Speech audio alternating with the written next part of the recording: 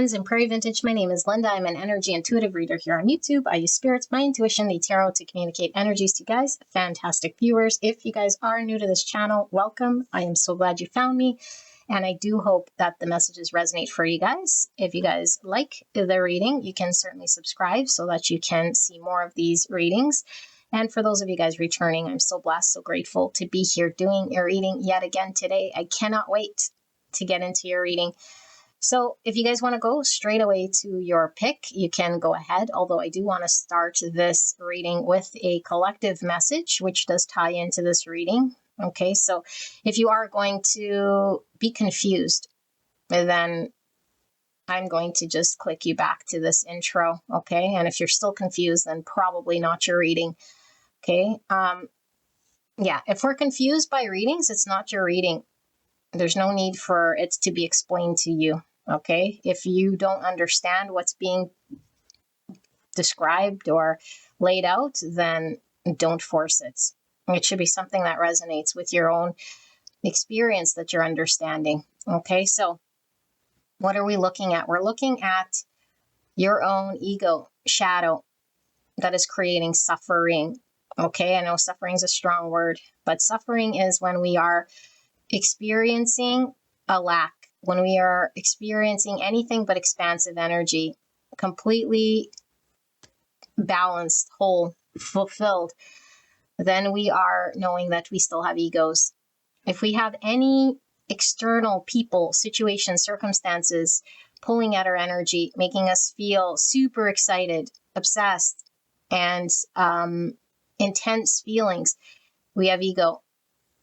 If we are feeling saddened, making excuses for why we do what we do, if we're trying to attain and we're unhappy with whatever situation or circumstance by saying it isn't fulfilling, or it's has a void, or it is not where we want it to be, or not accepting it as it is, then we have ego.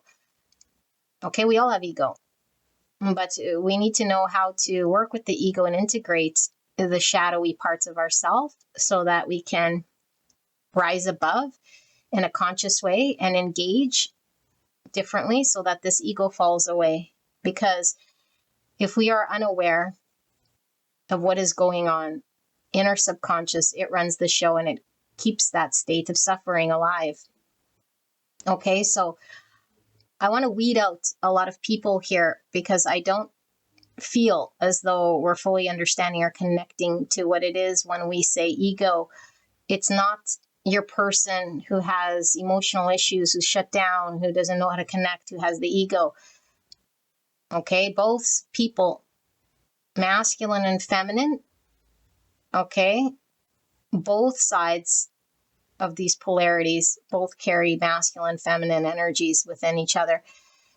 And it is up to both sides to balance the polarity of the masculine and the feminine, or else they're out of balance. Okay, and so with these connections, call it twin flame, call it whatever you will call it, it is a mirror back to you, your greatest fears being revealed back to you. Okay, and I say fears. A lot of us think, I don't have a fear. Yeah, if you're trying to attach control, at the root of that is a fear. A fear of being alone, a fear of being rejected, a fear of not being understood, a fear of not being accepted, of not being seen. Fears. So we attach, we pour, we chase, we invest more. That is an ego. Okay, and if we justify it with, I've been through this, this is what's going on, ego justifies itself. And so if we are experiencing suffering and lack, we are an ego. If we are attaching to desires and outcomes, we're an ego. And so the goal is to get centered. Because when we're centered, we don't need anyone or anything outside of ourselves to feel fulfilled. And so how do we get here? We have to constantly do the inner work. Okay, now, if we say, I've been on this journey for so long, I've been doing so much healing and it's not getting any better, two messages. One, only the ego would say that because it's trying to what? Get someplace. Why are we trying to get anywhere at all unless it's to fulfill an ego, an egoic desire? So put yourself in that state and say, what exactly am I trying to achieve and who is it fulfilling? Because then we still have a part of the ego that won't get eradicated. It's still trying to attach to an outcome, to a fix. Okay, and the other part of this equation is that you are already whole and complete. The healing is already completed. You'll get to a point where you no longer need to do any shadow work because you accept yourself exactly as you are. Everything that comes with how you are. It no longer creates shadows and doubts and fears and contracting energies, sadness, separation. But it takes work to get to that point. But once you get to the point that you really accept yourself as you are, not perpetually doing shadow work, trying to attain this other version of you, because that is ego at its finest. That's the spiritual ego, trying to make this version of you that you think that you need to be. No, you're already whole, complete. There is no more work that needs to be done. Okay, but 99% of you guys aren't even anywhere near this. And this is why these readings are not going to be helpful when we think we're all ego-free and we're perfect as we are. We're perfect as we are when we can see through our own shadows and egos. It's not the other person. It's not because we feel successful and happiness that we have no ego. Okay? It is when we are neutral, balanced, not pulled by anything. Then we are detached from any attachments, stories, identifications. Okay, so this isn't about how we can attain another person. This is solely about looking at your own worst fears. Now, some people are very funny with the word fear because they don't think they have the fear. It's whatever is in your shadow is specific to you. It might not be anyone else's shadow at all. And so this is why the ego isn't arrogance. The ego isn't trying to be better. The ego isn't just those things. The ego could literally mean we play victim. We overgive. That's an ego. Okay? The ego of, I've been so broken. I've done so much work. Ego. Nobody cares. It's not about how much work you've done. That's all a story and an attachment. Okay? So ego is everywhere. We just need to be aware of our own shadows and egos. And so there's a lot of fear in diving into our own specific egos and shadows because it's like not wanting to create that sort of a frequency or make it a reality. And if we go into the subconscious, fully conscious, fully ready to face those fears and really look at them subjectively, then we're not creating low frequency. We're going in with a conscious mind and we're shining the light of awareness, because that's the only way through those egos and shadows and fears is to actually go in conscious, not justify them, not prop them up, not confirm them, why we are how we are or what's happened to make us be how it is. Those are all stories. We're going to shine the light of awareness. Okay, but we avoid doing this because it is very painful. It is very scary when we think, let's choose something at random here. Like, for example, I will be alone forever. We have to really go there. That is the courage we need to go there and look at why. Not being seen, not being loved, not being understood, not being valued, not being safe. And so we have to give ourselves all of that. We are the ones that give ourselves all of this. This isn't outsourced. And as long as we're outsourcing it, we will always be suffering. We will always have attachment. So the whole point is to detach from the attachment itself and to give yourself those things in which you feel are lacking.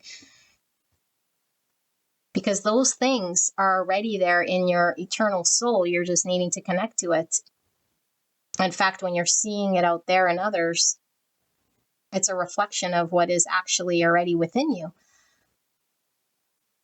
And so this journey is all about navigating through your own self, not other people and external.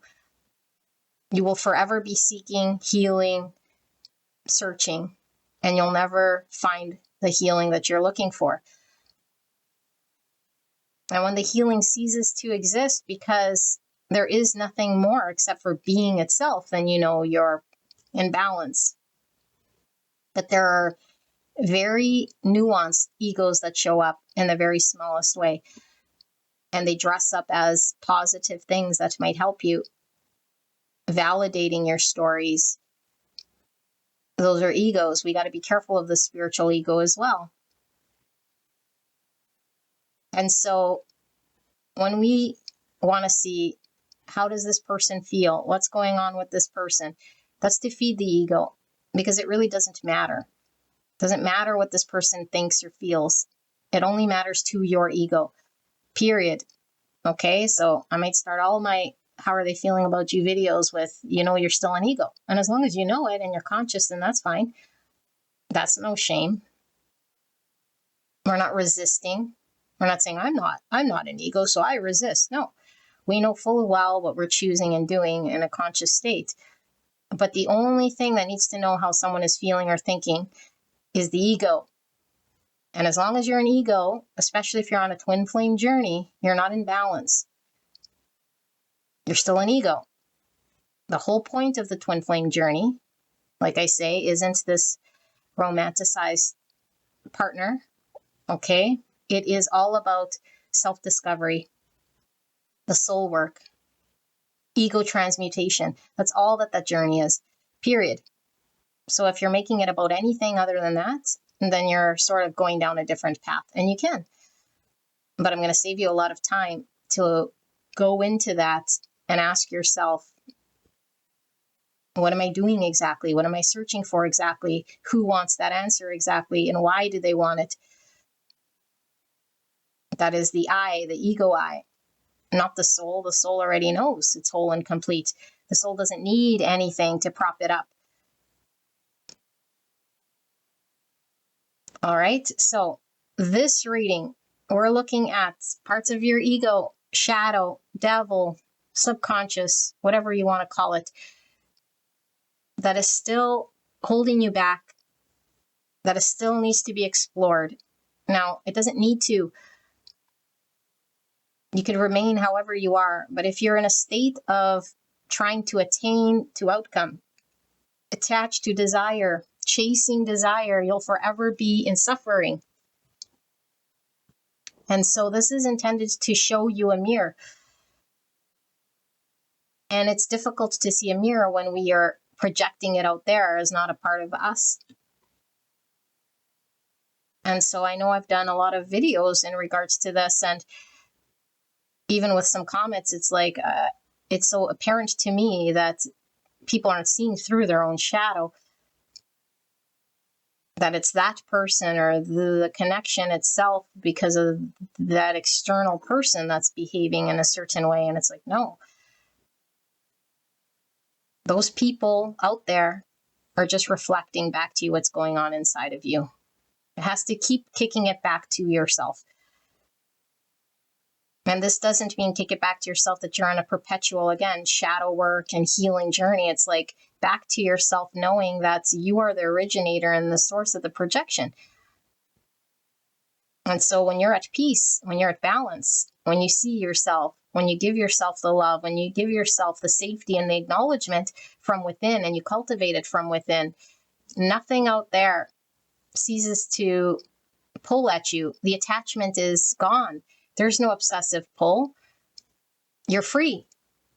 And I'm telling you this because I've gone through this journey.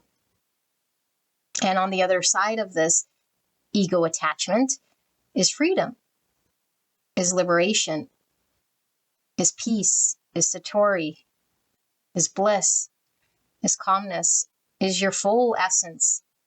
that just wants you to connect to it. But we're too distracted. We're too blind. We're avoiding. We're hurt. This is a painful journey. But it's set up this way for a reason, to get you to plunge into the depths of your soul. And it's easy to get distracted because the ego wants to stick to things that feel pleasurable and avoid and resist the things that don't feel good. But I assure you, if you plunge the things that don't feel good for however long it takes,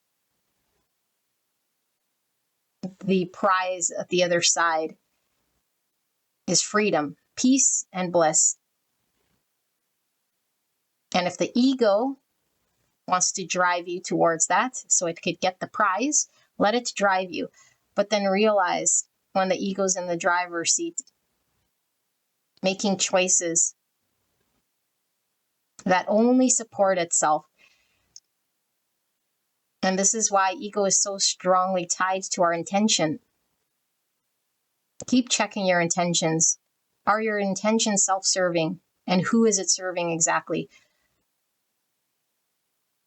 When we date, self-serving, who are we trying to fulfill? When we want someone to do something or be a certain way, what is the intention? What are we wanting that person to be that way for? What will it benefit you, the ego you, the you that needs something from someone else to be or do or say something that will make you feel a certain way? Ego. And as long as we acknowledge this, then we have a starting chance at understanding it. But there's too much misconception that we don't have ego or that we've done so much work. But we haven't done work. We just worked with the ego to prop it up, to create boundaries. If our ego is completely transmuted in a way that's healthy and we see it, so it could still exist, but we're fully aware of it, there is no need for boundaries. There is no need to shut anything out. You only shut things out when the ego feels like it's threatened. So if we're still shutting things out, if we're still waiting for people to come correctly, we're an ego. So this is intended to help with the shadow work. And maybe all three piles might resonate, but there'll be one pile here that's specifically tied to your biggest shadow, the biggest hindrance you might have in regards to your ego that's getting in the way of connection. Now, again, if you're whole and complete and you connect to your essence, there is no need for anything other than that. But when we connect to this essence and this being, this doesn't mean that we're meant to be solo creatures living alone. And so often I hear people saying, I choose to and I want to be in a relationship, and that's not my ego. They're not digging deep enough to ask themselves, what are they trying to attain from that connection? Because they feel that they're going to attain and get something different that's not already within them. And so that's the work that needs to be done, to uncover and see that that in which they're seeking is already in there, within them.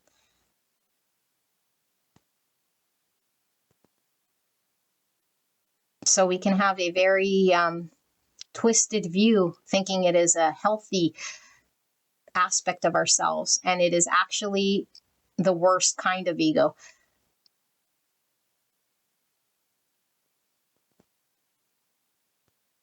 The ego needs to be fully understood in order for us to be completely neutral in the present moment, because every moment requires a different response to it. This is why when we attach to judgments and opinions and stories and identifications. When we have experiences in the present moment, we are going to respond in a way that's very reactionary because we have preconceived ways. And so the present moment requires a conscious response that isn't predicated on past judgments, ideas, and understandings that we carry. This is my value. This is my understanding. This is the way it must be for it to be right and proper. I've done too much healing to know what's right and wrong for me. Ego, ego, ego, more ego. In this present moment, it just requires consciousness, presence. No stories, no beliefs, no judgments, no attachments. And we feel when we need to be discerning. And we feel when something is off because we have our intuition guiding us in this present moment. This doesn't mean be foolish. This doesn't mean be used, abused, stupid, overgive. No, but we watch ourselves. Am I overgiving? How am I engaged? What's going on in this present moment? That is being fully enlightened and aware and observing our egos. So, beautiful angels, these are the decks. We're going to get into the piles shortly. So I will put the timestamp below and let us pick your cards, shall we? All right, let us pick the 3 cards for the 3 picks here. And we're looking at your ego, your shadow self, the areas in which you're needing to review a little bit more. That might be the cause of your suffering. Okay, we have emergence with card number 25. I do suggest you listen to the intro so that you understand what sort of reading this will be. Pile number 3. So if at any point you're pulled to any one of these 3, I know the first one sort of revealed itself, you can select from the timestamp. Okay, but we'll reveal all 3 of these shortly. For the 3 options. Option 1, you have card 25 with emergence. Frequency of emergence invites us to approach our reality with a childlike attitude of innocence and wonderment, and to watch and celebrate the beauty that unfolds from that place. Number 2, we have authority. Number 10. The frequency of authority reminds us that true authority is powerful, directed, and realized, yet receptive, wise, and loving. Option number 3, we have empowerment with 26. The frequency of empowerment supports our ability to show up fully and completely, uniting us with others in a deep trust that we all are connected through the same source. So sit with these 3 piles. If you are drawn to multiple piles, there could be multiple messages here for you, okay? There could be overlap for sure. But use your intuition to guide you into whichever one you feel is most likely your pile, and we will take a look.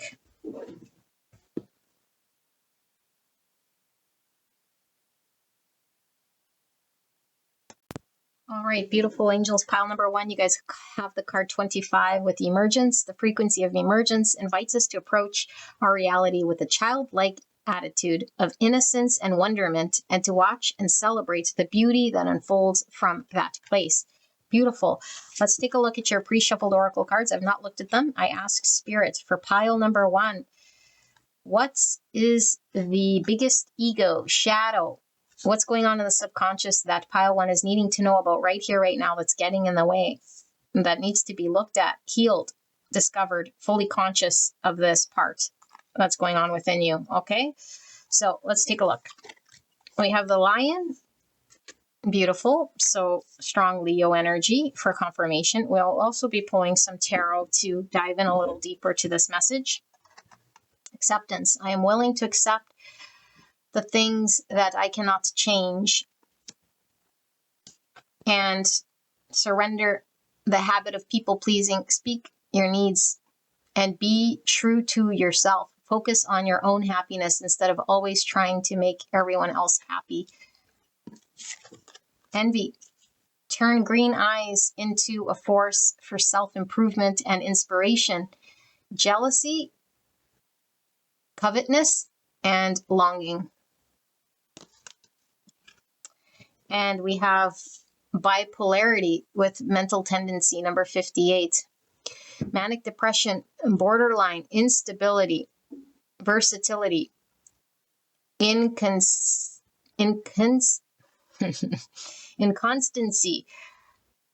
Shouldn't that be inconsistency? What's inconstancy? I don't know, but it's a word here, inconstancy. Maybe I've just never heard it. Emotional imbalance. Type 4, the individualist, emotional center between lack and abundance. Okay, and we have ignorance, 23, with avoidance. Ignorance, intellectual disability, lack of culture, nothingness, interior void, uneducation, social engagement. Type 5, the observer, thinking center between interior and exterior.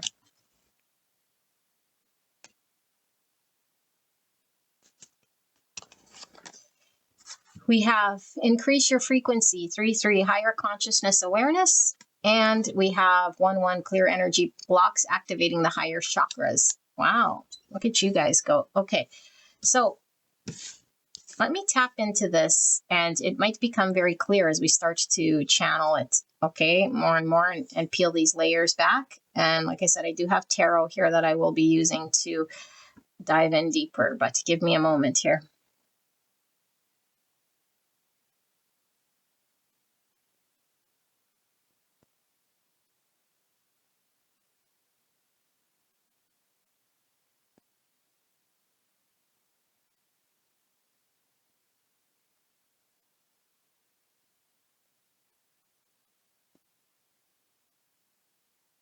Okay, beautiful people. I do feel like this is a highly ascended pile. I have to be very honest with you. So thank you. Making my readings a little easier here. Now, I don't want the wrong person wandering over here thinking that they're highly ascended, because then it is just feeding an egoic belief here. Okay, so how will we know that this pile is for us? Because this is going to be the most predominant thing that we're challenged with. Okay, so this is all about being accepting of things as they are without having to change them in order for us to feel welcome and accepted into that environment. We don't have to manage people and that situation in order for us to be perceived or welcomed. Okay, and so although that is a big ego here of having to be, accepted and approved and liked, if this is the biggest thing that we're challenged with here, then I feel like we've done quite a bit of work. Okay, so this is all about us rising even higher to see ourselves from a more wider scope than how we see ourselves and perceive ourselves, because I feel like we're still feeling and understanding ourselves to be separate from another, separate from that in which we're experiencing, and we're not. And so I feel like there is this slow shift here with this emergence, higher consciousness awareness, and activating the higher chakras, that I feel for this group, you're already on this path of seeing and understanding this, but still having trouble sort of connecting. And what I mean by connecting, it's like I understand there to be a oneness. I understand that there is everything connected consciously, but I'm still doing the old habits of trying to change situations, circumstances, and people by acting in a certain way or doing things that don't necessarily align with how I'm feeling in that moment. Because underneath this, there's a belief here that I am lacking something, that this person has that's better than me, that they understand more than me, or that there is still something unresolved within your shadow here.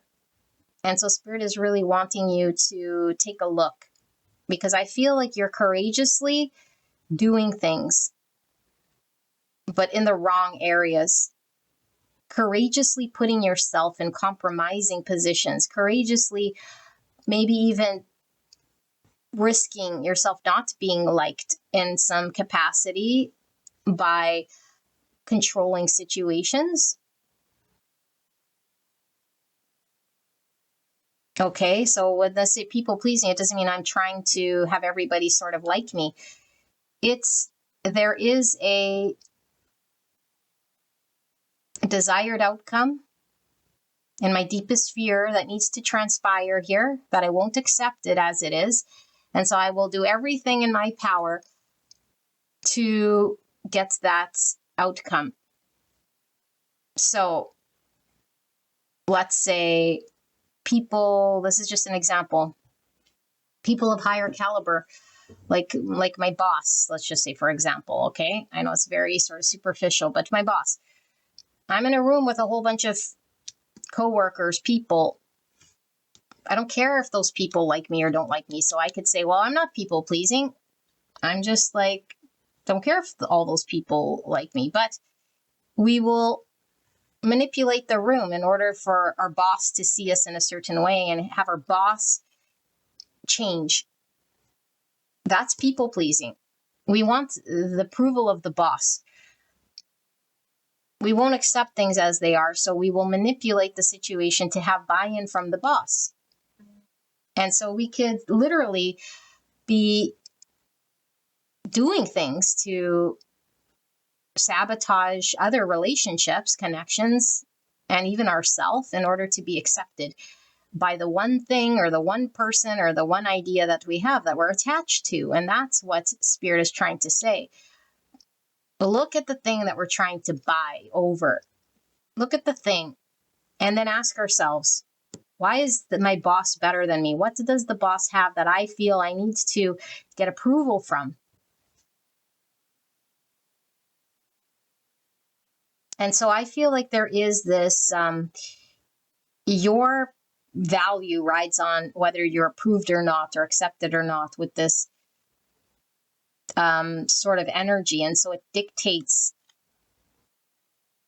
how you show up. And no one or nothing can dictate how you show up. The truest self is this truest self, regardless of who's there or who's not there, because it knows that it is not lacking anything. And so I feel like we really feel we're less than the boss, or less than the thing that we attach to.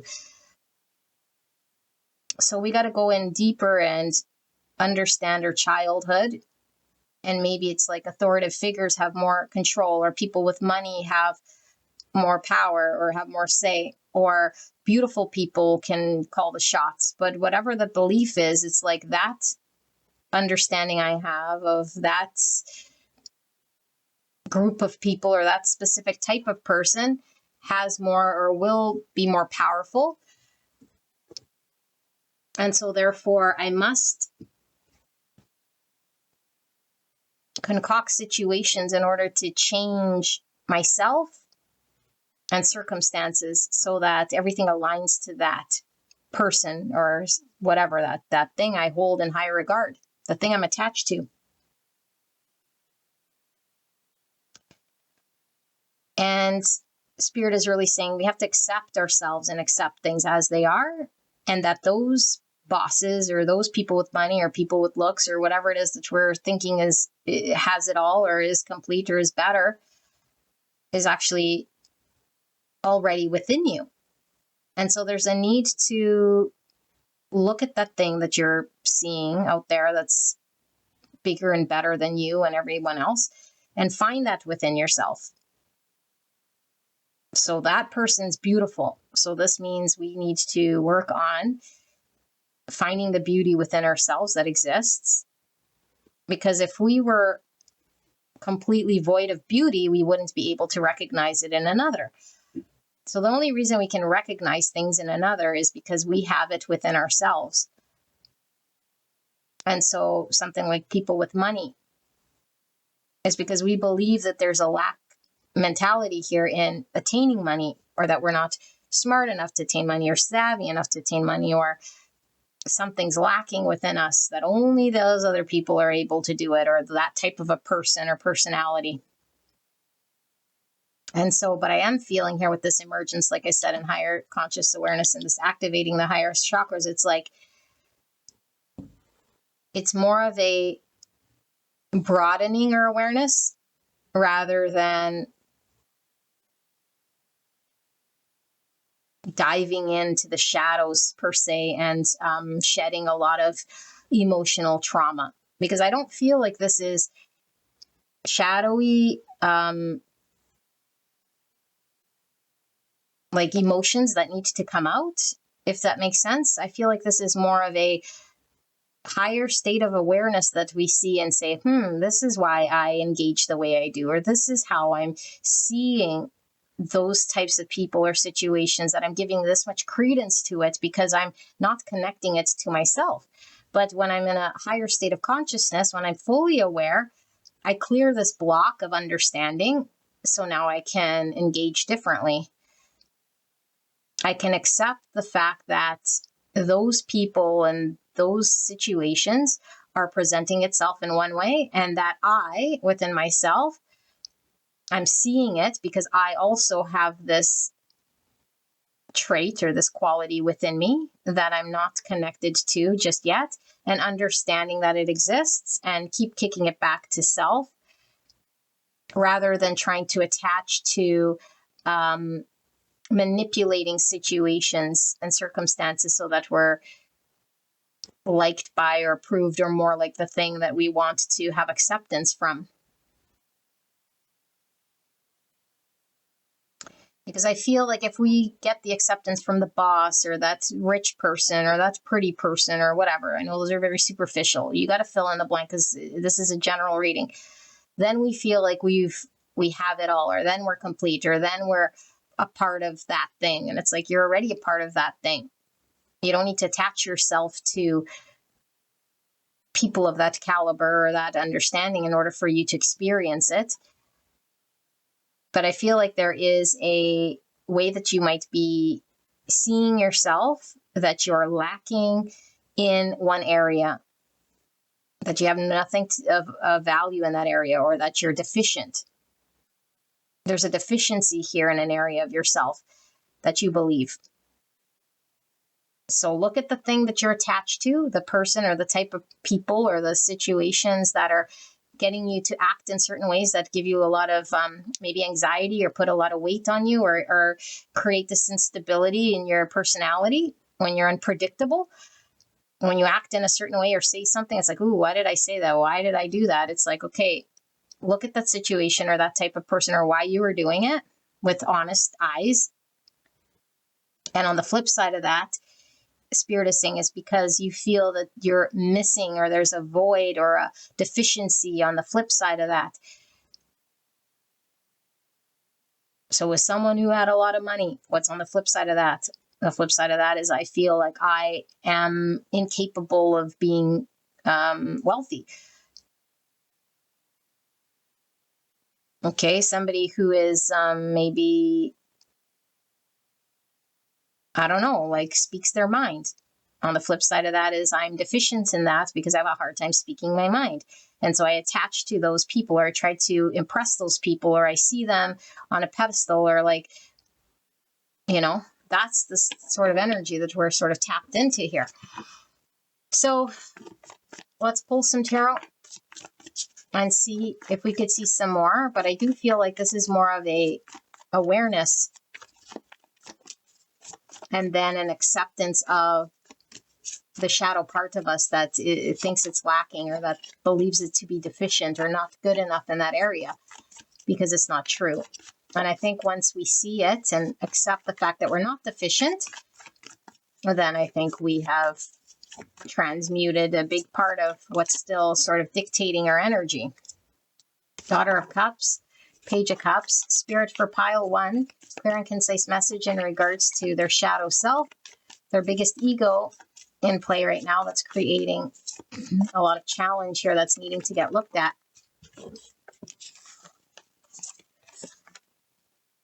The Hangman, Pisces, and the Father of Swords, which is Gemini, Libra, Aquarius. 5 Cups in reverse. Why is the Hangman here in the reverse?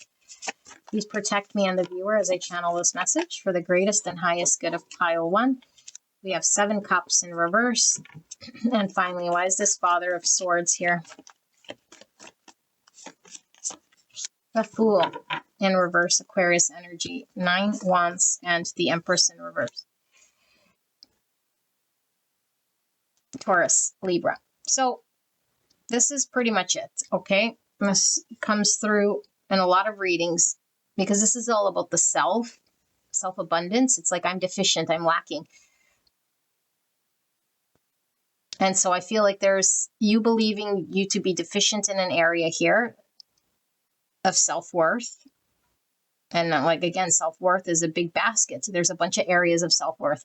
I can't, be smart enough, savvy enough, independent enough, confrontational enough, beautiful enough, amazing enough, whatever whatever your thing is, okay? I feel like there's a thing here, and it might be even in regards to I'm not creative enough, or I'm not showing love in a certain way, potentially, that I could see other people express themselves, expressing themselves creatively, or I'm not youthful enough in how I'm connecting back to maybe a childlike wonderment when I engage with people. I'm set in my way. I'm very matter of fact. And it's like, okay, but we need to accept ourselves and understand that underneath all this, we also have an inner child here. Okay, and it could be that we suppressed our inner child, or we were shamed for acting maybe immature, or for, I don't know. Like, I feel like this Page of Cups is really talking about like creativity, childlike wonder. And this came out through here as well. It's like with the childlike attitude of innocence and wonderment, and celebrate the beauty that unfolds from that place. It's like we're reserved, or like I got to be more educated, or I got to be more like logical and smart here. I can't be like a child, like acting, like innocent, or like I'm naive, or like I'm too foolish in some way here.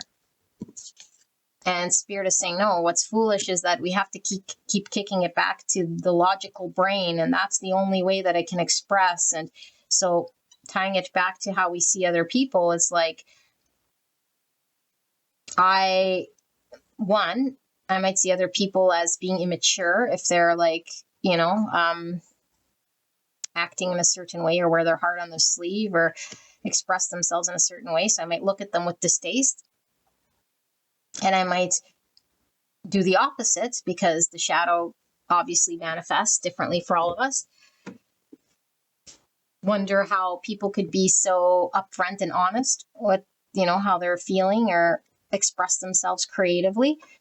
And Spirit is saying we're really stuck and fixated on our own way of seeing ourselves that is not true. And so there's a need to have a higher state of consciousness, not have our blinders on how we see ourselves, that we too have the inner child, whether we shush it up or feel bad for expressing it, is something we're doing because we're trying to suppress it, or whether we're attracted to it in someone else thinking we don't have it. It's because in our shadowy self, there's something in regards to logic and order and doing something here that's again, mentally, logically makes more sense in the moment, is something that we've put more credence to, which is not necessarily true. And so I feel like Spirit's really talking about you limiting your options, limiting your experiences, limiting your engagements, limiting the types of people you connect with, limiting. This is very, very limiting. It limits you because you feel like you're deficient and lacking. And so even though you might be like manipulating situations to have more logic or to make you appear more smart or like you're more mature maybe, or like I say, maybe we feel we're not, and so we're drawn to people that are like this. Okay, but it's only our perception. Other people might see us mature, but we might be trying to not be as immature or not be as, right? Like paint your picture however it is, but Spirit's saying whatever your thing is here, it's creating a limitation because you're infusing situations with too much control, trying to get it to fit and support your ego, rather than allowing yourself maybe be exposing yourself to yourself. That maybe you aren't have that piece of knowledge. And so what? What happens when you don't? Or maybe you are somebody who's intellectual and aren't as creative. So what? What does that mean? This is the type of thing we need to really look at and understand, because I think your understanding of what it means to be creative or what it means to be childlike or what it means to explore or open the heart or wear a heart in a sleeve and what it means to be logical, book read, smart, educated, like those are all judgments. Those are all fed to you. That's what's creating your suffering here. That's what's making you attached to certain peoples and outcomes and do things here. And it's restricting your movement into exploring potential opportunities. And it's keeping you sort of defensive to protect this version of you that you say this is good and that's bad, or this is lacking and that person's not. It's like, no, nothing's lacking. There is no lack. You're creating lack by assuming there's lack. So there is no deficiency, there is no lack, there is none of that. So there's no need to guard up against and see things the way we're seeing it. So we have to really connect ourselves back to, I am whole and complete. I may not feel it or understand it today, but that's because I have a limited understanding of what it means to be creative or, or immature or like, I don't know, youthful when it comes to expressing emotions or, I don't know. I might not allow myself to let loose in some way here. Like it's bad or it's immature if I do this. Okay, and it's like I got to prove myself with the more I know, or I got to be so open-minded that I got to have everyone's point of view in mind and have all these different aspects understood so that people think I'm intelligent because I can understand all these different ways of being. And it's like, no, you're limiting yourself. It doesn't matter. You don't need to know every single aspect. Let other people come in with their aspects. That's fine. They come in with their aspects. They add to the situation. You don't need to shut them down, but you don't need to be the one carrying all the answers and all the different ideas and aspects here, because all you do is limit yourself when you're too busy understanding all of those aspects and pleasing and communicating with those types of people in order to be perceived in certain ways. We're wasting so much time burning and turning rather than just being in the present moment. But our fixation on being seen this way is so tight. I must be seen this way. I must be approved in this way or understood in this way. And this is what's going to allow me to have control in this situation or have the outcome in this situation that's more favorable. No, the only thing you're going to do in that situation is limit your potentials and your opportunities and movement. And you're cutting yourself off from something within yourself that exists. So this is your reading pile number 1. I hope this made sense to you guys, and I will see you at the next one. Bye-bye. Hello, beautiful pile number 2. You guys have the card of authority with the number 10. It says the frequency of authority reminds us that true authority is powerful, directed, and realized, yet receptive, wise, and loving. Let's take a look, shall we? So we have Tiger, and we have Trust. I accept that my inner voice will always guide me correctly. And we have surrender outdated beliefs about yourself. Let go of limiting ideas about yourself that originate from the past. Then you can own your power and soar in your life. We have introjection with defense mechanism 31. Artistic sublimation, identification, inclusion, absorption, incorporation, and internalization. Type 4, the individualist. Emotional center between lack and abundance. And we have defense mechanism 32 with compartmentation. I have such a hard time saying this word. Compartmentation. Compartmentation. Fragmentation, isolation, division, cleavage, lowering, and separation. Type 5, the observer. Thinking center between interior and exterior.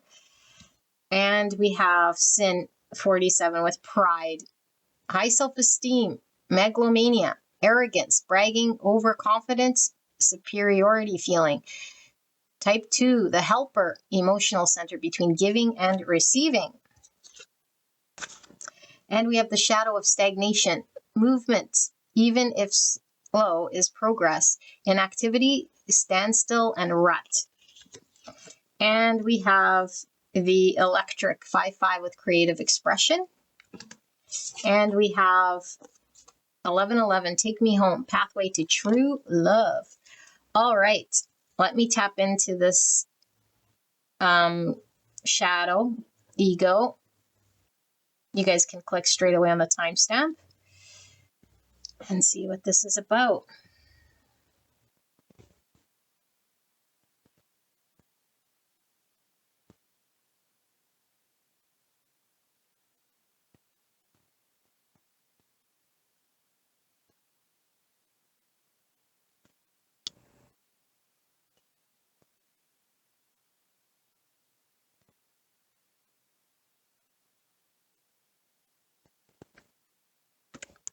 Sort of two polar opposite energies here. Okay, beautiful angels. Pile number 2. I feel there is a need to control. Okay, this doesn't mean you're a controlling person and try telling people what to do. This is all about control, because when we lose control, then we feel at the mercy of being exposed in some way. And so this is really talking about your life being fairly stagnant, unless you know for certain that there will be like positive outcome in some way that will be understood by you as positive. People will see me in this way. This is what I understand as being successful or looking confident or achieving something. And if it has that form of an outcome, then I'll allow it. But if it doesn't, then I avoid it. I'd rather not engage. I'd rather not partake, because I have an understanding about myself. And I think your understanding about yourself is not seeing yourself fully the way that you are. You're seeing yourself as lacking in some area, whatever belief you have of yourself, however you see your own self, is not actually how you truly are. So your identification, I am not that funny. I am not that confident. I am not that strong. I'm not that this. I'm not whatever. Fill in the blank. The idea of who we think we are in our mind. I come with this and I look like that, and people normally think I'm this. Those are all preconceived ideas you have of yourself. And now you're engaged in the world with the preconceived ideas of who you are to highlight the best of you and keep things and situations and people out so they don't see the worst of you or what you think is the worst of you. And so Spirit is saying here that, one, we need to eradicate any ideas and understandings you have of yourself, because they're not true. They're just projections of how you think you are being perceived. And we also need to understand the egoic self that needs that winning approval, approved by that person, looked at by this way. Then it's successful. Then it's okay for me to be like this. Then I can move. Then I can engage. Then it's worthy of this, But that's all ego, because Spirit is saying you're very stagnant. You're missing out on a lot of change and movement. There's a need to really be in the present moment, regardless if we think we're going to be exposed, because there is no exposing anything. There's just being yourself in the moment of how you are. But the pride gets in the way, because the pride wants to be accepted for this version of me that can only pass as the version of me. Anything else, I won't have it. So we have this like arrogance about this ideal version that we could be and that we could show to the world. And then we have this lack of confidence on all these other aspects of us that we don't want it to be true or to be seen or to be exposed or understood as that. And so I'll diminish any activity that will highlight that, and I will entertain and engage in any idea that will support my strengths. And so Spirit is saying, wipe away all your strengths and your weaknesses. For one, there's no such thing as that. There's just in the present moment responding to that circumstance.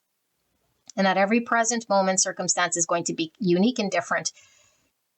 And that certain aspects of yourself will come out and certain aspects of you might not come out. It's whatever that moment requires. But when we're so attached to the version of us and the identity of us, that when a moment reveals itself, we act in the way that we're already attached to. There's a preconceived engagement that we have. But worse than that, or I should say more than that, is I won't even engage or entertain those circumstances or those situations that I feel are going to highlight anything about me that I don't want to see. So I do feel for this group, there's a lot of missed opportunity. There's a lot of seeing self from the eyes of good and bad, strengths and weakness.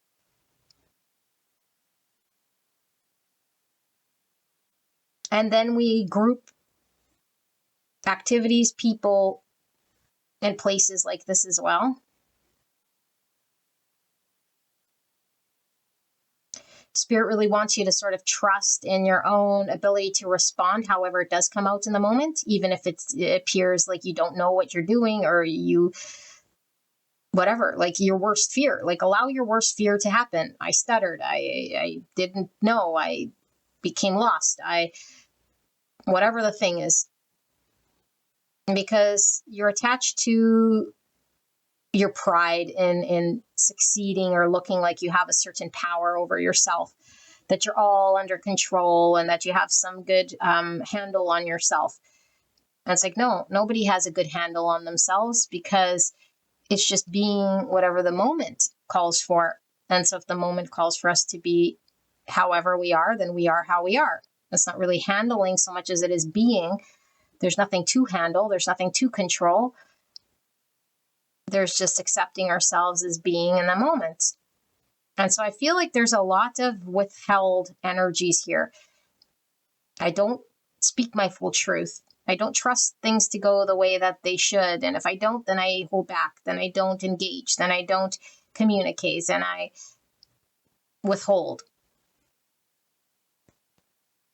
It's like, unless I know beyond a shadow of a doubt and I'm certain that things will go in a certain way or that I'll have control or an outcome that I want, a successful outcome in this situation that makes me appear X the way that I want, successful, good, confident, winning, whatever, in control, then I'll partake, then I'll speak up, then I'll share, then I'll involve myself. But if not, then I'll just keep to myself. And so this is a very selfish action. We might not see it as being selfish, but it is self-absorbed. Okay, and it has a lot of pride in it. We're not seeing that as those things, because we're like, well, I'm not like out there saying I'm the best. It's like, no, but we're only showing up when we think that we can be the best or show up in some sort of way that has control. Well, that's our pride getting in the way. It's not allowing us to experience experiences that we know we might not do well at, or might get laughed at, or might, fumble. Oh, well, but only the pride would get hurt and it doesn't want to be laughed at. And so what's happened as a child? Maybe we got bullied for speaking our truth. Maybe we felt foolish or made to feel foolish when we said or did something that another said was childish or wasn't good for whatever reason. And so now it's like, no, those situations, those people are below me. Nope, this is like we're judging what's below you, what's for you, what's not for you. And we're identifying with certain things that are for us and certain things that aren't for us. Before we've even had any true experience, we have a preconceived understanding. And we could say, well, I've learned I don't need to engage with that type of a person or that type of a thing. But you're coming in with a judgment that that is exactly the same type of person. That's exactly the same type of situation you've already had in the past. And so you show up with that preconceived notion, experiencing that exact same situation. And so the school of life keeps mirroring it back to you instead of being completely with new eyes, experiencing it different. So you might have the exact same experience. I fumbled. I stuttered. I wasn't in control. I didn't really know how to handle the situation. But instead of the response that I took from that experience initially from the past, now when I experience the same thing, the fumbling and the failure, quote unquote, I'm now taking that as a different experience, not as failure, not as a lack of control, but as an engagement and an experience in complete different eyes. Because maybe your audience, person, or situation didn't even see you as failing or fumbling. Maybe they were more connected to this authentic version of you. Maybe the experience was something a little more deep and more profound and more soul-touching. So I feel like there's something superficial here about you, and withholding. And it's all because we don't see ourselves as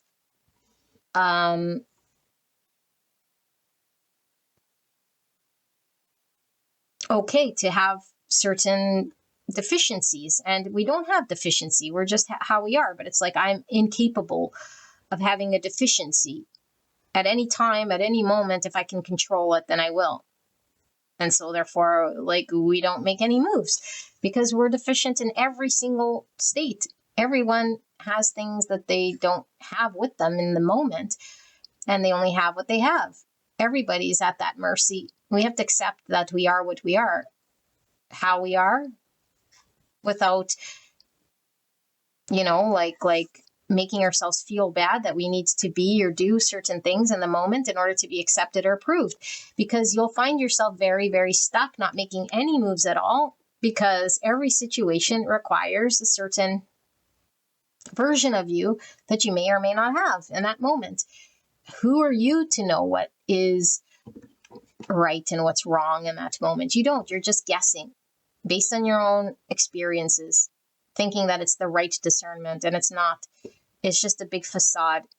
What you think is right in that moment, it might be actually what's wrong in that moment, but you're so attached to it. And it's like, I'll only move or say when I feel it is right and perceived, and I'm confident to do so.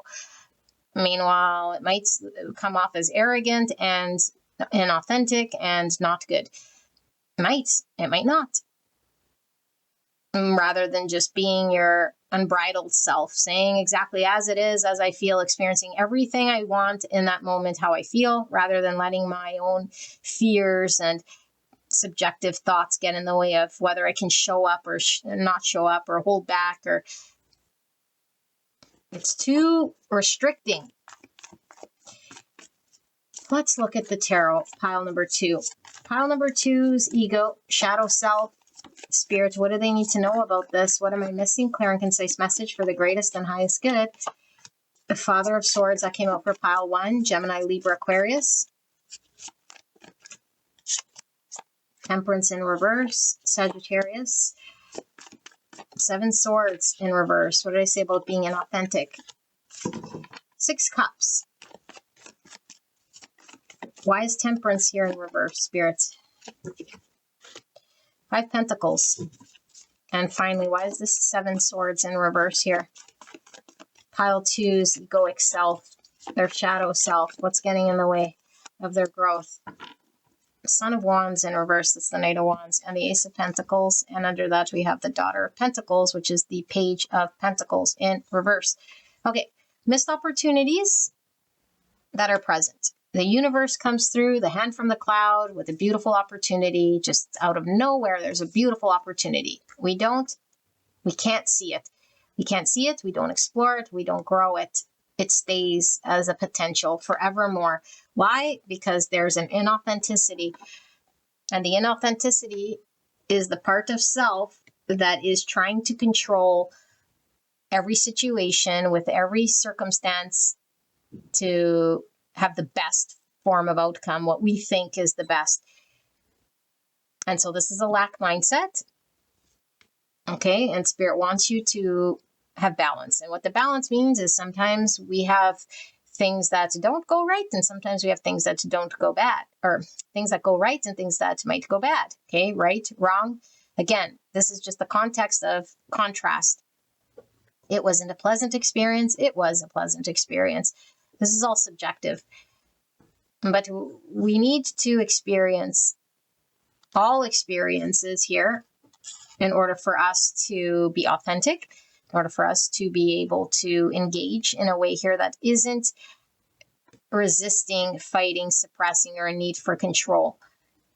Okay, now when a situation feels as though it's threatening, is it threatening my life or is it just threatening my ego? Is it threatening my pride? Is it threatening my understanding of myself? And if that's the case, then that's a big ego that doesn't want to be revealed. Now, obviously, if situations are threatening your life, then we use discernment.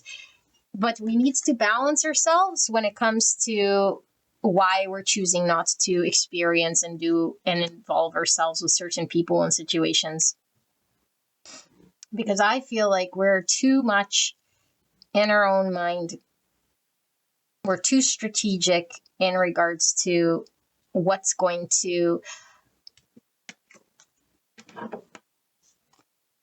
look in a certain way, that's going to do certain things, all based on past experiences that we had. And those past experiences have nothing to do with this present moment, but they're dictating your experience now. There's too much weight on the past. And so I feel like for this group, we're really stuck on who we used to be, experiences that what they've shown me.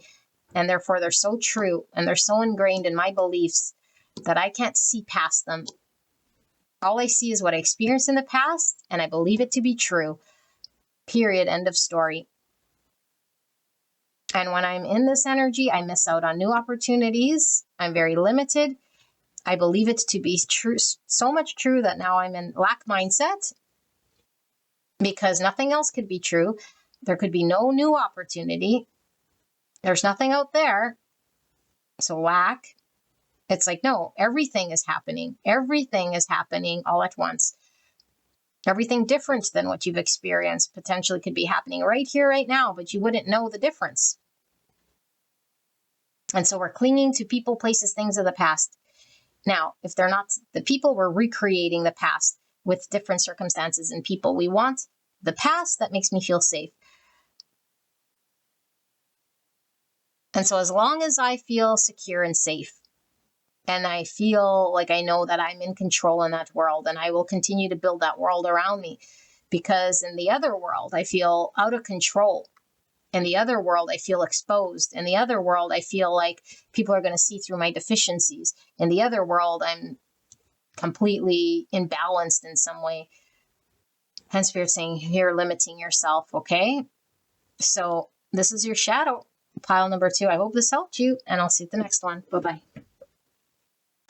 Gorgeous angels, pile number 3. You guys picked the card of empowerment. 26, and it says the frequency of empowerment supports our ability to show up fully and completely, uniting us with others, and the deep trust that we all are connected through the same source.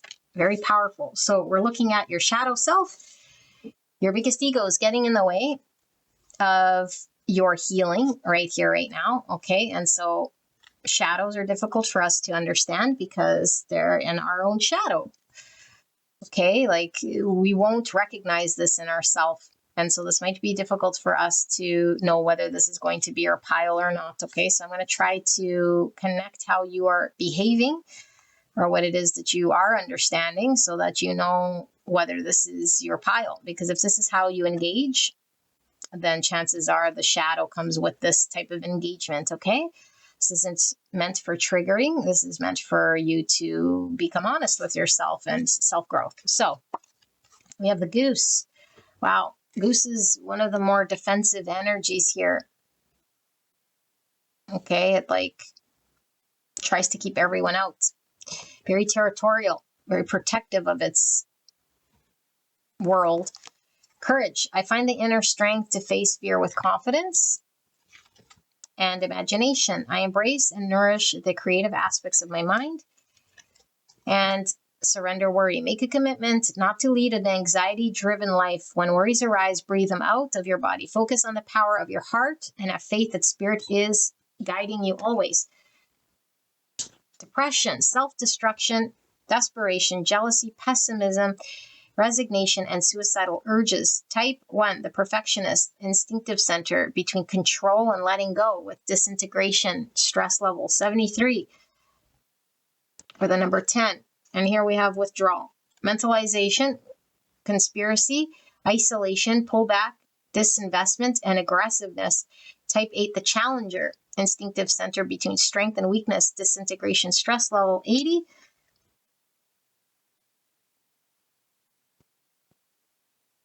Okay. Depression. This too shall pass. Every storm brings a rainbow. Sadness, hopelessness, and despair. And betrayal. Healing begins with accepting and forgiveness. Deception, treachery, and backstabbing. And we have 7-7 King with divine masculine. And we have 4-4 the generator staying grounded. Okie dokie. Pile number 3, beautiful souls. I'll get into the tarot as well to sort of peel this back here. This is a very challenging group. We're giving away our power. I think we were hurt. We might not remember when we were hurt. It could be as a child. We were let down. Maybe we were abandoned. You know, maybe we come from a divorced home or where we feel we have to do it ourselves. Maybe when we needed someone the most, they weren't there for us. You know, I feel it really impacted us deeply. Some of us could have been going through a depression or might still be going through a depression. What is depression? It's like losing all sort of zest. You know, we lose the zest to be understood, to live life. It's like we feel just completely disengaged. Nothing sort of gets us going. Okay, no, it doesn't have to be this extreme for some of you guys. But I do feel like there's a pulling back, there's an isolation, and there's keeping people out. And they're staying in a world that's in our head. And so this energy might be one that uses substances. Distractions could be in form of addictive behaviors, patterns, zoning out, TV, smoking pot, drinking, partying, shopping, sex, gambling, reading, Fantasyland, Dungeons and Dragons, Pokemon, catch 'em all. I don't know. But what this is we are in a fantasy world giving away all our power. That this life was handed to me the way that it was, and I have no control to make it anything other than what it is. And so There's a lot going on here, beautiful souls. I feel like with this divine masculine and this empowerment, your masculine energy, regardless if, again, you're born male or female, the masculine energy here is the energy that is very suppressed. It's one that feels order and control and that can create, with imagination here, outcomes based on involvement and confidence in self to make decisions, to have certain outcomes and achievements based on interaction. But there's a lack of belief in self that's like, there's no point in me even engaging or interacting because I'll have no impact. I'll have no influence over this circumstance or situation. But I'm also very angry about it. And so the very thing that I want, which is to be welcomed, loved, accepted, and a warm embrace, is the very thing that I push away. I don't let people come close here. I defend my victim story here. And the only reason I defend the victim story is because when I let go of that, I'll have to look at the pain that's there, and I'll have to actually empower myself to be different or do something different that I'm not wanting to admit or acknowledge to myself. For whatever reason, I'm not ready. But I need the courage to face this. I need the inner strength to be honest with myself and then make the choice to do it. Because courage does not mean the absence of fear. Courage means fear is there and I do it anyway. Courage is when I fear it the most, I step up, I step into it. I do what it is that I need to do. I become honest with myself. I empower myself to do what it takes in order for me to reveal to myself what is creating this depression, anger, sadness, isolation, jealousy, pessimism.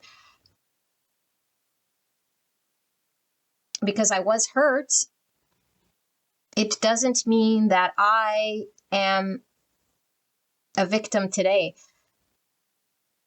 Because I was hurt, it doesn't mean that whoever has hurt me or that situation was hurting me specifically to target me. Whatever happened, I must come to understand it happened, and it could have happened to anyone or anything, that it wasn't specifically me that it was happening to. And that I was a victim of circumstance in order to show back to me something that I'm not wanting to see or I'm still not seeing yet. And so instead of dealing with this, I'm avoiding it and I'm angry at situations and circumstances because I'm getting the experience that I don't want to experience. I feel isolated and I feel removed and I feel like other people might not want to engage with me. This isn't what I want to experience at all. But I keep experiencing that. And when I do finally go and entertain, engaging, coming out of my depression, I experience something I don't like and then I pull back again and I prove myself right. That people can't be trusted, or that I'm just going to get hurt again, or that this belief that I have. And the only reason it's happening again is because I still haven't resolved the root here. There's a need to get grounded, meaning no longer stay in the fantasy world of distraction. Heal the part of me first before I go wander off to seek out there from other people acceptance or love or the compassion that I cannot give to myself.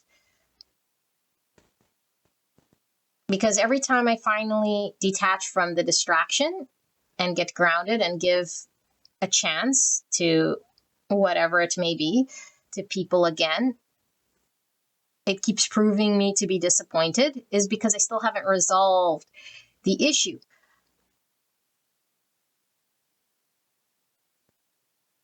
And so there's so much concern with when I do that it won't work out in my favor, and that I'll be disappointed, and that I'll be hurt again, and that it'll be even worse, and I'll be even more depressed, and I'll be even more agitated and more under this energy. And I don't want to be, so I just play it safe.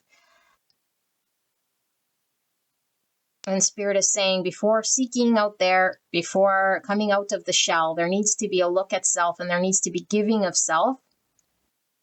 This healing energy of accepting yourself as somebody who isn't a victim, who has experienced challenges in the past. And there needs to be forgiveness. Okay, now this doesn't mean we have to go and say that whatever happened to me was right. This just means I understand what has happened to me. And so if there was an abuser, then we have to make amends and understand that that abuser had their own abuse story, had their own whatevers that we don't approve of, but we understand. And until we do that, we're forever holding hostage the pain, the suffering, and that betrayal story as alive. And then we reproduce it with everyone and everything. Everyone is out there trying to hurt me and get to me in the same way. And so at least here I'm safe in the drinking world, in this distracted world, in the world of not letting people in. But this is cowardly energy. This isn't brave energy. This isn't masculine energy where we get empowered to face all those things in which we're fearing experiencing again, but experiencing it from within and recognizing it within, so that we can enter the world, the real world here, grounded, ready to face experiences for what they are, not running away or shying away from them. And so we'll forever be missing out on people, places, and things that could actually bring us joy and happiness forevermore, as long as we're in this energy. It will never go away. We will forever be disappointed and projecting out there that the pains I experience are just going to keep reproducing. It's self-fulfilling prophecy. So Spirit, what does pile number 3 need to know about this ego and the shadow that they're working with here? Clear and concise message for beautiful pile number 3. So 4 swords. Some of you guys are very isolated, you know. There's a need to heal from what we've experienced, but through real reflection before we engage with anybody. And we might be doing that, but we might be using that as an escape. Not letting anyone in, be completely isolated in our own little fantasy world. You know, I don't know, watching YouTube all day long. Whatever your thing is. We need to get enlightened with the truth and be grounded with the reality of where we're at. And if we need to be alone to heal and reflect, then we do this. But we don't use this to sort of isolate ourselves so that we can stay safe.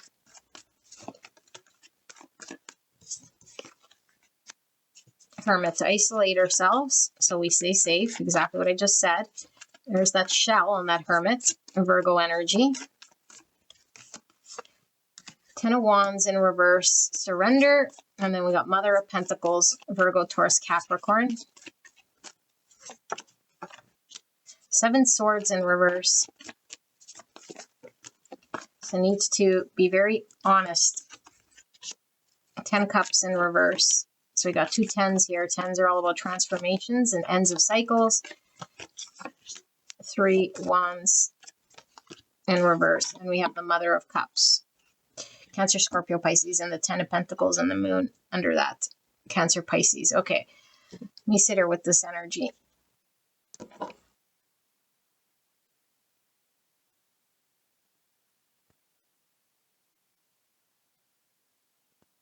Okay. Beautiful angels. You're isolated and you're removed, and I think you're making stories up why you need to be there. Do that. Okay. Yes, it's good to reflect and understand ourselves and do the hermit's journey where we connect to our soul and know what matters. Okay, but I feel like we're using isolation and blocking people out as a protective mechanism here because we're too burdened and too we don't want to feel burdens anymore. We don't want to feel disappointment anymore. We don't want to feel. And so what this means is we've given up on happiness. We've given up on what we could build for ourselves. Spirit is really wanting you to be honest and see yourself as you are right now.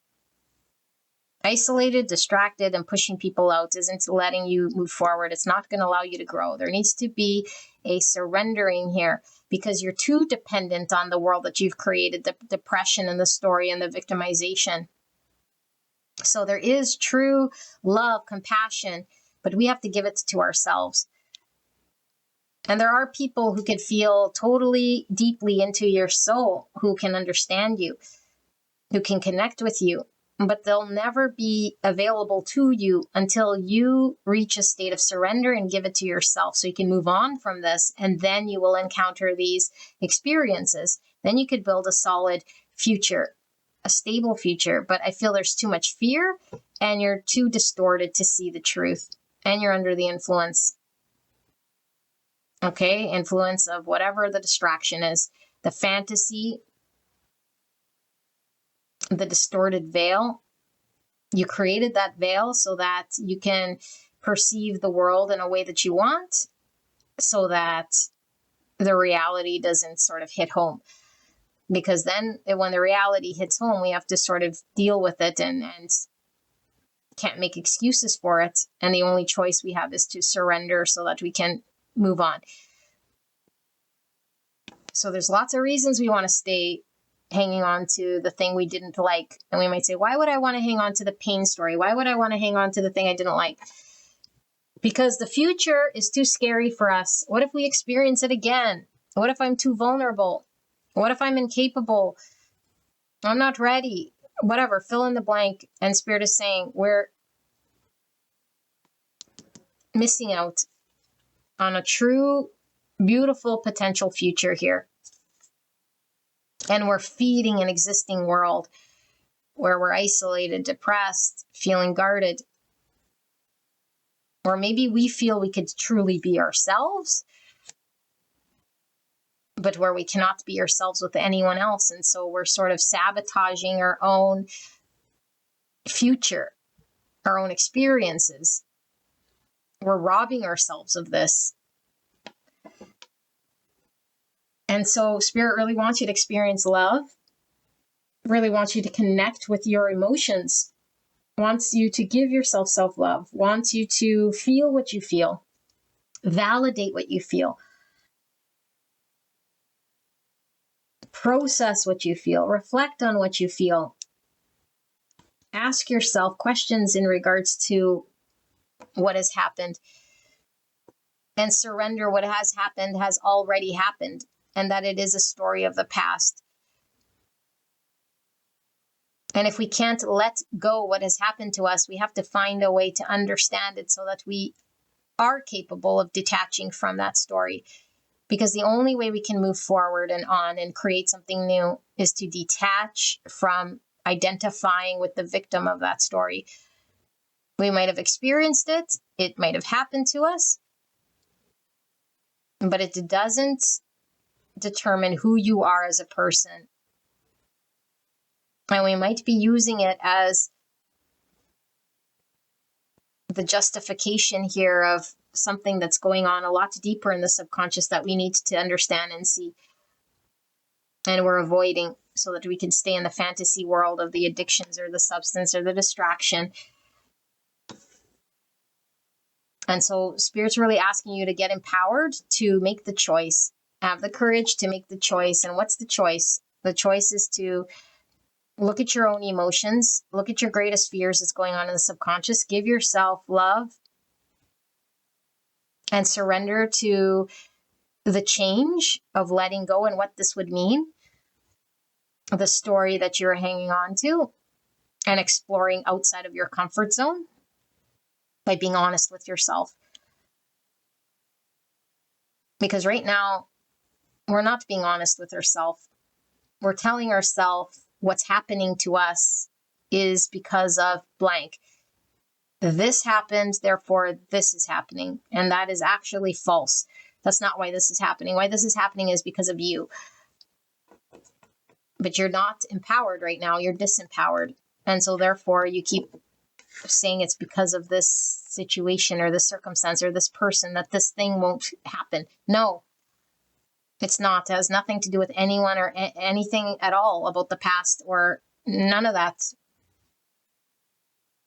Right now only has to do with you. If you're seeing it in any other way, it's because you want to maintain that victim story and protect yourself from the truth. And you're avoiding the work.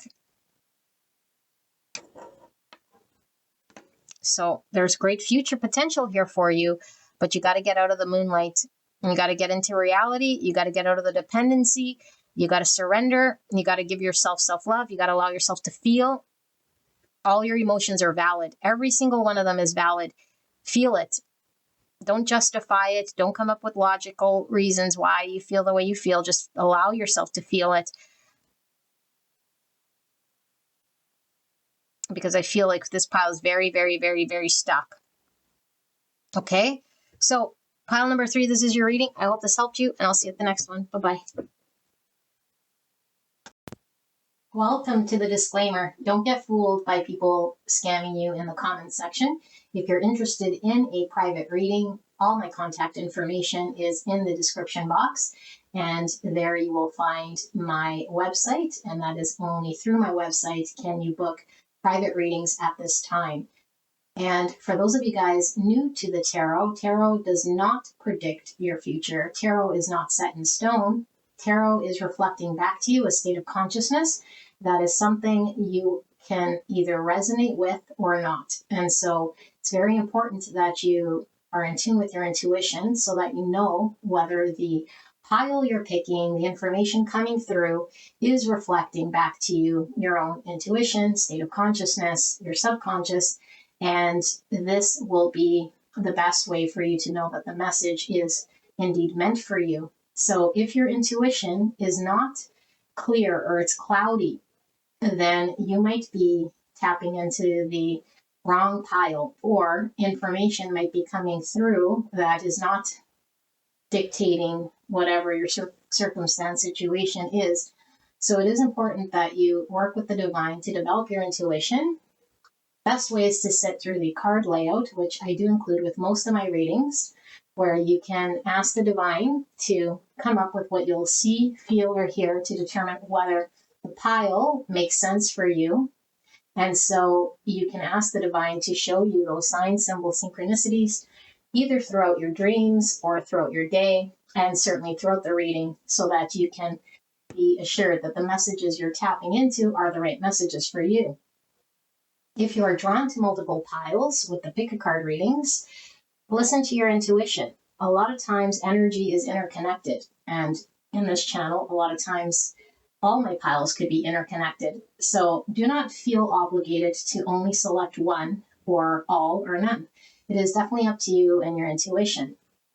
If you are in a pile and it is not resonating, there is no need to continue listening to that pile. If it doesn't resonate, sometimes it gives us perspective so that we know what is resonating for us. So even piles that do not resonate could provide some insight. Keep in mind that if you have strong energy in your presence, other people, situations, that could be quite heavy energetically or strong energetically, spiritually heavy, those might pull through the pile. So it might not be your energy that I'm picking up, but your situation, your circumstance, or people that you're dealing with. It's up to you to keep an open mind in regards to what it is that I'm connecting to, if it is resonating to your story. Do not take any messages that don't belong to you. There will be specific messages that come through for certain individuals, even though the pile might be your pile, but the specific message does not connect to you. Do not take those messages. Only take the ones that resonate for you. It should be the overall energy in that pile that is resonating to your story. It is the gist of that energy that should be overall the story or the energy of the situation, circumstance, or the person that I'm tapping into. If you are unprepared to listen to difficult messages, messages that offer healing, messages that might provide someone else's perspective that we're not quite ready to listen to. It might be a good time to come back when we're fully healed or prepared to listen to messages. My commitment to you is to read the cards with transparency and as much compassion as I can. It is difficult for me to provide you with any guidance in the comments section without knowing your specific situation. A lot of times the piles do come reversed and they might not match the exact description of the reading. And although I am posting the description of that reading, my intention is to always deliver that in which the description talks about. But sometimes spirit comes through with the mere reflection of either something objectively pulling through, some guidance pulling through, or something completely unrelated. And that is not up to me, and I certainly don't select what comes through. But spirit knows when you will click on whichever video in order for you to hear the messages that are being pulled through. It might just be for one person, and that one person was needing to hear it. So if you are frustrated with that, it's early to tell in a reading whether it is resonating or not, especially if we've sat through the card layout. Again, do not feel obligated to take any messages that aren't for you. You can certainly switch your own situation, circumstance, or energy based on the reading you get. So if a reading does resonate, but you want a different outcome, then utilize the reading in order for you to make conscious choices, different decisions, guide the energy in a specific way that you want it to go. This is why we utilize the tarot and the oracle cards in order for us to be conscious of the energy and make shifts. Energy shifts very fast, and it is formless, and it is not time-bound, meaning I could be tapping into present, future, or past situations. If an energy feels like it's an old energy, it's past, you might want to go check out another pile. There could be one that's talking to your current situation, or we could be looking at a future state of consciousness. These readings might not make any sense to you at the time because it is beyond your level of comprehension. You might want to come back to these readings at a later date. That's why all these readings are timeless unless otherwise stated. And so, as I mentioned, it is up to you, depending on when you click on the reading, to know whether it is useful information to help guide you. All of my readings offer a level of healing, whether it is understanding someone else's perspective, if it is understanding our own perspective, tapping into subconscious energies, or looking at objective situations from the point of view of the creator. All information helps us to put the pieces of the puzzle together so that we can make better decisions when we're involved with difficult or challenging people or circumstances. This is the reason I do the tarot. I do not do the tarot so that we can dwell in hurts and in pain. So if we're suffering, we're allowed to feel how we feel. Pain is inevitable. We all suffer from pain, but the suffering is certainly up to us. And my mission is that we release suffering. Undue suffering does not need to persist. If we choose to suffer, it is because we're making a decision to stay in the suffering. The choice is always ours to get out of suffering. And so sometimes we don't like to hear what it is that's being communicated because it might release us or relieve us from stories, from comfort zones, from pains and clutches that we've used in the past in order for us to feel safe, in order for us to remain in our comfort zone.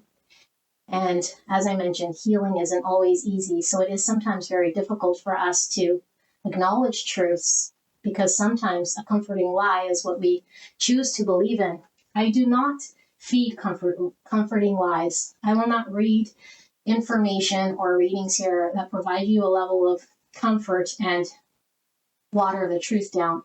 I don't want you to leave here feeling a false sense of security, but I do want you to leave with a sense that I justified your own intuition, your own energy and suspicion, or whatever you were wanting to confirm with the divine. I also want to make mention that I am not everybody's reader. So at times my voice is annoying, even to myself. And sometimes I deliver messages that aren't quite as concise as they can be. Spirit knows which words I will use in order to channel the information that my soul tribe, the people being drawn to the reading need to hear. So those words are crafted by the design. I don't spend a whole bunch of time trying to analyze. I do know when it feels right, and I do know that sometimes it's a struggle to come up with a word that can define energy. Energy is not words. Energy can't fit into words. And so sometimes these readings could be a lot of repeating the same thing as I'm trying to find the right word. And if you've tried channeling, you'll notice that a lot of people who channel, they do repeat a lot of words until the right word comes through. Sometimes readings, unfortunately, don't make sense until the very end.